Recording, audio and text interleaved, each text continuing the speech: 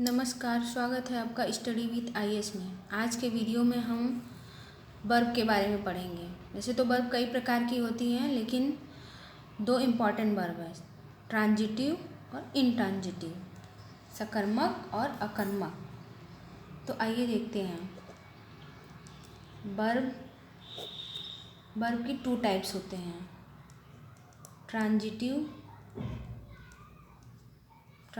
Verb, सकर्मक क्रिया।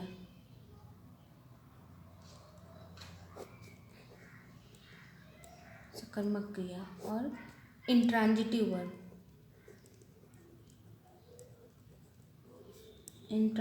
Verb, अकर्मक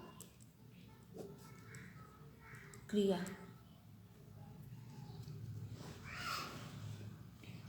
तो इसे हम एग्जाम्पल से और अच्छे से समझ सकते हैं।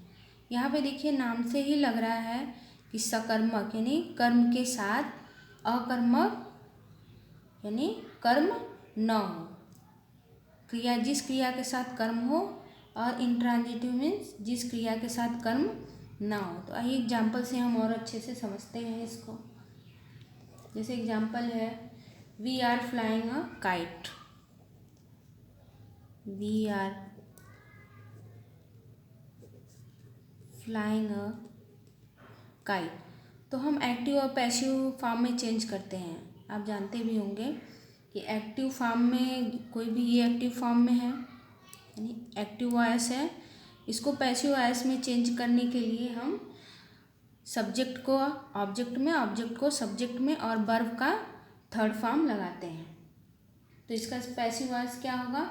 A kite is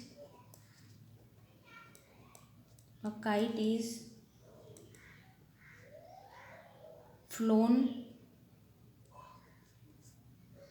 by us। यहाँ पे बीइंग लगेगा, यहाँ पे बीइंग लगेगा। जहाँ आईएनजी होता है पैसिव वॉइस में चेंज करने के लिए बीइंग लग जाता है। A kite is being flown by us. तो यहाँ की इसकी हिंदी क्या हुई कि हम आकाश में पतंग उड़ा रहे हैं। हम आकाश में पतंग उड़ा रहे हैं, और यहाँ पे क्या है, हमारे द्वारा पतंग आकाश में उड़ाई जा रही है। और एग्जाम्पल सेकेंड है, birds are flying in the sky. Birds are flying in the sky. ये एक्टिव वॉइस है, इसको पैसिव वॉइस में चेंज करते समय द स्काई बीइंग, क्योंकि आईएनजी है तो इसके सपोर्ट में बीइंग लगेगा। Being flown by birds. तो ये हो गया पैसिव वॉइस। तो यहाँ पे दोनों की हिंदी देखिए, यहाँ पे है कि हम आकाश में पतंग उड़ा रहे हैं, और यहाँ है कि पतंग हमारे द्वारा आकाश में उड़ाई जा रही है। और इसकी हिंदी क्या होगी? चिड़ियाँ आकाश में उड़ती हैं, चिड़ियों के द्वारा आकाश उड़ाया जा रहा है। चिड़ियाँ आकाश में उड़ती है, चिड़ियों के द्वारा आकाश उड़ाया जा रहा है। तो एक सिंपल फॉर्म है कि कोई भी ऑब्जेक्ट उसके वर्ब पर काम करता है, तो याद रखिएगा वर्ब जो है वो ट्रांजिटिव वर्ब होगी। देखिए, यहाँ ऑब्जेक्ट जो है इसके वर्ब पे वर्क कर रहा है, यानी फिट बैठ रहा है। काइट उड़ता ही है, काइट का काम ही है उड़ना। और यहाँ जो है आकाश का काम उड़ना नहीं है। चिड़ियाँ, बर्ड्स तो उड़ती हैं आकाश में, लेकिन आकाश जो है वो नहीं उड़ता है। चिड़ियों के द्वारा आकाश उड़ाया जा रहा है, आकाश उड़ता नहीं है। तो यहाँ पे जो ऑब्जेक्ट है वो वर्ब पर सही नहीं बैठ रहा है। तो यहाँ क्या होगा? अकर्मक क्रिया। यानी जब ऑब्जेक्ट वर्ब पर सही बैठे तो वहाँ ट्रांजिटिव वर्ब होगा, ट्रांजिटिव वर्ब होगी। यानी जब ऑब्जेक्ट वर्ब पर वर्क करे, सही बैठे, तो वहाँ ट्रांजिटिव वर्ब होगी। और जब ऑब्जेक्ट जो है वर्ब पर सही वर्क न करे तो वहाँ इंट्रांजिटिव वर्ब होगी।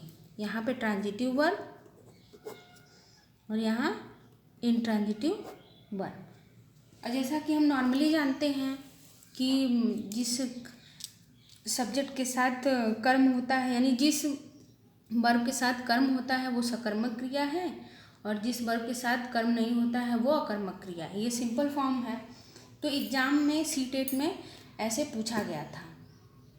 आप तुरंत देखेंगे कि यहाँ पे तो ऑब्जेक्ट है, तुरंत आप इसको करेक्ट कर देंगे, ट्रांजिटिव वर्ब में लगा देंगे ऑप्शन में। लेकिन यहाँ पे जो है ऑब्जेक्ट वो वर्ब पर सही नहीं बैठ रहा है। जैसे सिंपल फॉर्म में हम क्या करते हैं, एग्जाम्पल है राम ईट्स मैंगो, तो यहाँ पे ये वर्ब हो गई, ये सब्जेक्ट हो गया और ये ऑब्जेक्ट हो गया। तो क्या है, ट्रांजिटिव वर्ब है, जैसा कि हम पढ़ते आ रहे हैं। और फिर है राम ईट्स, यहाँ पे कोई ऑब्जेक्ट नहीं है, ये सब्जेक्ट हुआ, ये वर्ब हुई, तो ये क्या है, इंट्रांजिटिव वर्ब। ये ट्रांजिटिव वर्ब है क्योंकि राम आम खा रहा है, इसमें ऑब्जेक्ट है और इसमें कोई भी ऑब्जेक्ट नहीं है। तो हम ऐसे ही नॉर्मली पढ़ते आ रहे हैं कि जिसमें ऑब्जेक्ट रहता है वो सकर्मक क्रिया है, जिसमें ऑब्जेक्ट नहीं रहता है वो अकर्मक क्रिया है। तो अपवाद हर जगह होता है। कभी कभी एग्जाम में ऐसे भी क्वेश्चन पूछ लिया जाता है, तो आप दोनों तरह से देख लीजिएगा कि ऑब्जेक्ट जो है वो वर्ब पर सही वर्क कर रहा है कि नहीं कर रहा है।